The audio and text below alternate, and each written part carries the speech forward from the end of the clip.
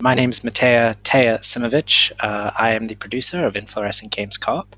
Albie, do you want to take it away? Yeah, I'm Albie. I'm a developer at Inflorescent Games Co-op.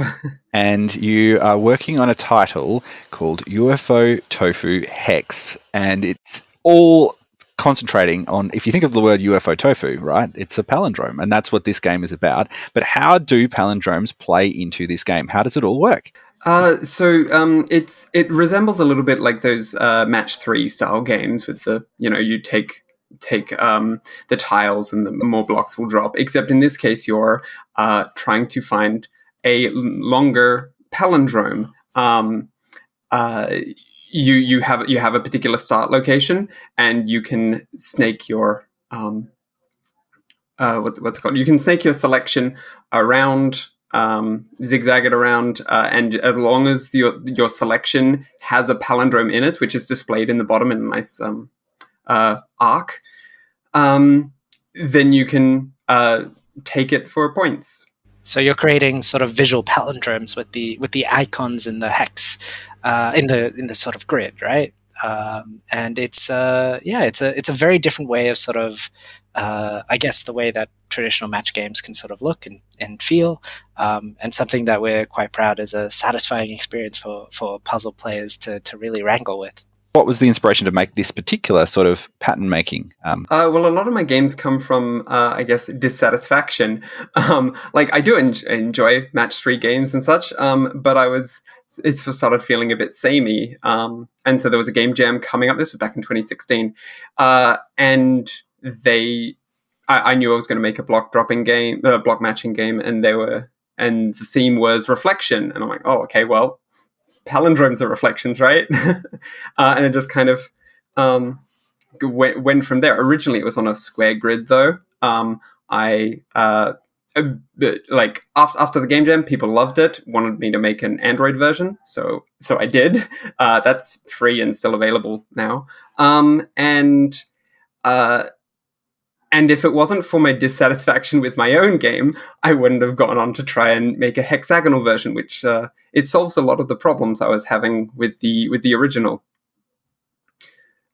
It was just a nice little personal project that sort of became an Inflorescent project. So yeah, we've been working on this for a little while, a bit over a year. We started production on it in earnest in the first apocalypse with all the fire and smoke in Sydney.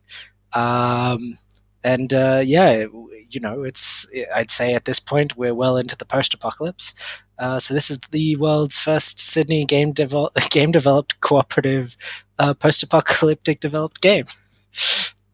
Can you tell me what was the process like for you taking, I guess, a project that was started out as a game jam game and then now developing it into something a bit broader? Like, what were some of the production aspects that you had to think about, Taya, for example, to make this so that you could build it with a bigger team and more, more complex? I guess, well, the way that we approached this in terms of the cooperative, we first had a bit of a dry run in 2020 with basically building the rapport and the team itself. So everyone was working on their own individual projects, and Albie was working on UFOTOFU HEX to start with. As we went along in development, we're able to kick things into a bit of a higher gear in 2021. We basically brought in Jay Tan, who has done a bit of the rework with the art that people will be able to see and enjoy. It's got an Art Deco inspiration, I believe, and very, very cute, very sweet, and with lots more stars twinkling in the background, if I remember correctly. So we've also brought on, I believe that people might know of Maze Wallen, who has done some of the music for us. And I think that with sort of working and coordinating with that team, Albie's very much taking the sort of lead in terms of they know what the project needs, and we're just sort of allocating the resources that sort of they need to help finalize this sort of vision and bring our first game to market for people to enjoy. What is a cooperative, and how does it work in the sense for Inflorescent?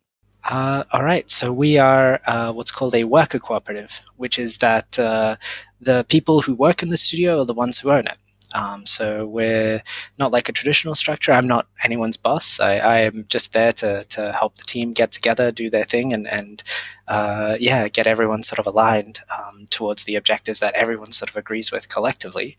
And so the big difference there, is that when it comes to big decisions about the studio and about at the end, when a project hopefully strikes it big and we are rolling in the dollars, that sort of the way that profit gets shared out, we all have a say in how that's done.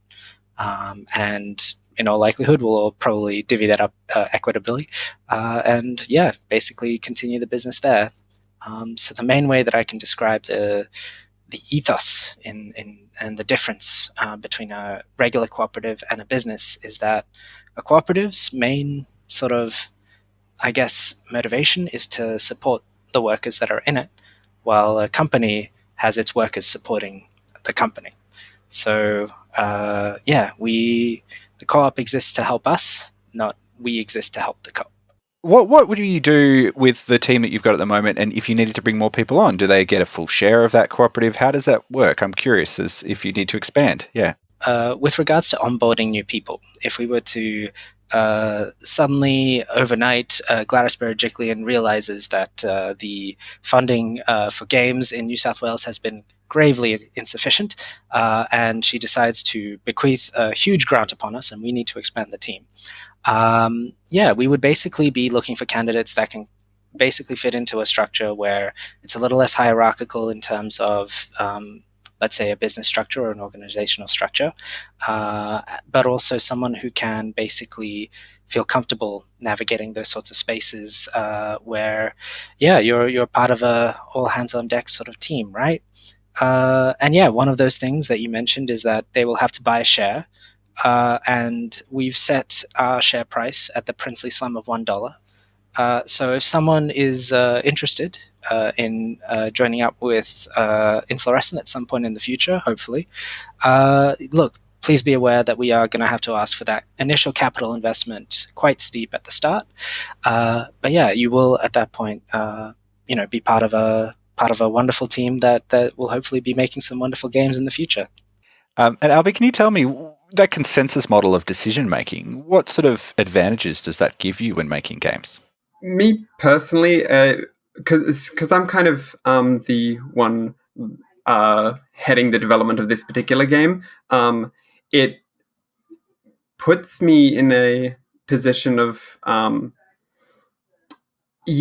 kind of like the lead on this thing, but I'm not the boss. I'm not the not all the responsibility rests on your shoulders. Yeah, like a lot of it does because, people need to know where the direction of the game is going, but also we are still working together. Another thing that has helped me with this sort of co-op is that as a disabled person, I can't do full-time work. And the games industry is being built at the moment on crunch.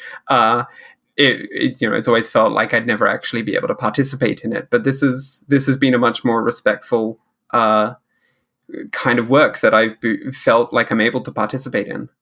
Yeah, there's definitely a different sort of vibe that's, I think, a bit more nurturing in co-ops, and I've heard about similar sort of discussions from other co-ops that I've been in contact with, both domestically and internationally. But I don't know, maybe Inflorescent is just special. For people who want to learn a little bit more about UFOTOFU HEX, where can they find out more information? They can find us on Inflogames, inflo.games, I believe. And they can also find us on our Twitter handle, Inflogames Co-op. We'll be able to post updates there on our website. We'll also have a Steam page, hopefully sometime soon, that people will be able to wishlist and follow. Yes, navigating the U.S. tax system as a co-op is an interesting way to do things. Trailblazers. But we'll definitely let people know if anyone's interested or they have questions. So they'll be able to hear from us on our social media there and on our website soon. It's been a real pleasure talking to you both. Thank you so much for taking the time, telling me a little bit about your really cool and interesting structure, which I think is very unique in Australia. Thank you so much for having us. Thank you for having,